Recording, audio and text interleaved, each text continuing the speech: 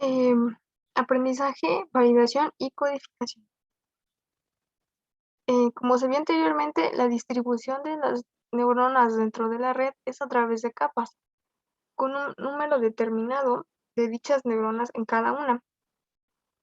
Tenemos la de entrada, que es donde se percibe directamente la información que proviene de fuentes externas de la red.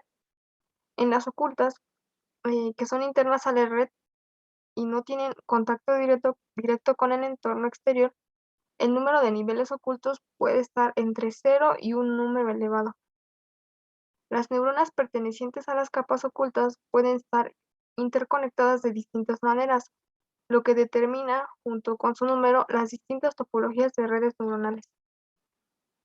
Y las de salida, que son las que transfieren la información de la red hacia el exterior. En, en tipos de neuronas artificiales, pues existe una clasificación de acuerdo a los valores que pueden tomar las neuronas artificiales, que son las neuronas binarias y las neuronas reales. En las neuronas binarias solo se puede tomar valores dentro del intervalo 0,1 o -1,1, mientras que en las neuronas reales solo pueden hacerse dentro de un rango 0,1 o -1,1. Los pesos normalmente pues no están restringidos a un cierto intervalo, aunque para aplicaciones específicas puede que esto sea necesario. Esto quiere decir que no tienen una restricción específica, sin embargo, hay aplicaciones que así se lo requieren. En las técnicas de decisión, aquí es donde la red se utiliza como un sistema base de decisiones, pues en la salida se tomará la información que arrojen como resultado para resolver dicho problema. Por ejemplo, como se menciona en el texto, para poder tener un dato en específico, eh, pues es necesario que se introduzcan diversos factores que sean de ayuda para tomar una solución. Un ejemplo que podemos tomar es el del texto que dice, si uno desea determinar si un cliente el cual está preguntando por la solicitud de un crédito es buen candidato, lo que significa que pues es confiable y se le puede hacer como el préstamo. Se podrían tomar en consideración variables o atributos tales como antecedentes de créditos, pasivo, garantías y ganancias.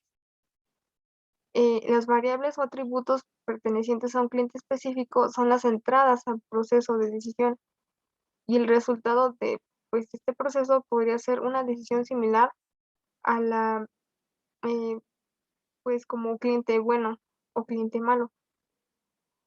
Los atributos expuestos en esta tabla serán tomados en cuenta para el caso del puntaje para un crédito.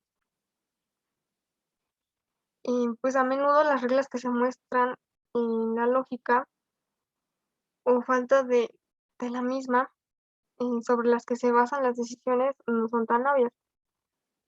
Por lo tanto, una persona que no conoce mucho acerca del sujeto que solicita el préstamo no puede tomar una decisión correcta. Y nota que aquí pues los valores son más bien simbólicos que numéricos. Las redes neuronales reales en sí pues necesitan entradas numéricas, pero en este ejemplo se usan simbólicas para facilitar el entendimiento del ejemplo. En la siguiente tabla se presenta un conjunto de datos de anteriores situaciones de decisión.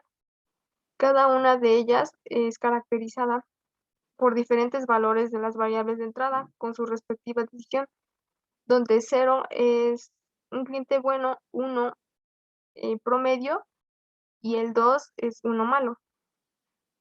Em, Dentro de esta base de datos, pues está el procedimiento de decisión o en otras palabras, está pues la regla de decisión que conforma las bases para el problema de decisión o puntaje para un crédito, que lo habíamos mencionado antes. La pregunta, pues ahora que nos plantean es, ¿puede encontrarse una estructura o regla de decisión en este conjunto de datos? Eh, pues la respuesta es afirmativa, ya que las redes neuronales pueden hallar una regla de decisión a través de un conjunto de datos como el que se presentó en la tabla. O sea que para tomar una decisión y si tienen múltiples datos, una red neuronal nos mm, mejora el trabajo o todo el tra nos ayuda pues, a tomar una decisión más fácilmente, pues, con una cantidad muy grande de datos. Em, para eso, pues, también tenemos el mecanismo de aprendizaje, que se ha visto que los datos de entrada se procesan a través de la red neuronal con el propósito de lograr una salida. Una red neuronal, pues, debe aprender a calcular la salida correcta para cada constelación, de entrada en el conjunto de ejemplos. Este proceso de aprendizaje se denomina proceso de entrenamiento o acondicionamiento. Em, en otras palabras, el aprendizaje es el proceso por el cual una red neuronal modifica sus pesos en respuesta a una información de entrada. Los cambios que se producen durante el mismo se reducen a la destrucción o modificación y creación de conexiones entre las neuronas. También en los sistemas biológicos, pues existe una continua destrucción y creación de conexiones entre las neuronas.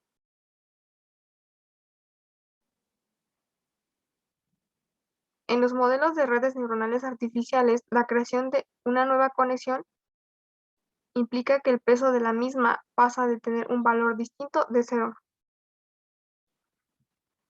Ah, Durante el proceso de aprendizaje, los pesos de las conexiones de la red sufren modificaciones. Por lo tanto, se puede afirmar como que este proceso ha terminado cuando los valores de pesos ya están estables. Un aspecto respecto al aprendizaje de las redes neuronales es el conocer cómo se modifican los valores de pesos. Em, es decir, pues cuáles son los criterios que se siguen para cambiar el valor asignado a las conexiones cuando se pretende que la red aprenda pues una información nueva. Y hay dos métodos de aprendizaje importantes que pueden distinguirse, que es el aprendizaje supervisado y el aprendizaje no supervisado. El aprendizaje supervisado su característica principal es el proceso de aprendizaje que se realiza mediante un entrenamiento controlado por un agente externo, que es un supervisor, quien es el que determina la respuesta que debería generar la red a partir de pues, un entrenamiento determinado. El supervisor pues, es quien controla la salida de la red y en caso de que ésta no coincida con la que se desee, se procede a modificar los pesos de las conexiones con el fin de conseguir que la salida obtenida pues se aproxime al resultado que deseamos. En este tipo de aprendizaje se suelen considerar tres formas de llevarlo a cabo y que dan lugar a los siguientes aprendizajes supervisados, que son el aprendizaje por corrección de error, el aprendizaje por refuerzo y el aprendizaje es- estocástico. Ahora pasamos al aprendizaje no supervisado, que es eh, pues también conocido como autosupervisado. Pues, en sí no requieren una influencia externa para ajustar los pesos de las conexiones entre sus neuronas, como se vio anteriormente en el supervisado. La red, pues, no recibe ninguna información por parte del entorno que le indique, pues, la salida generada en respuesta a una determinada entrada es o no correcta.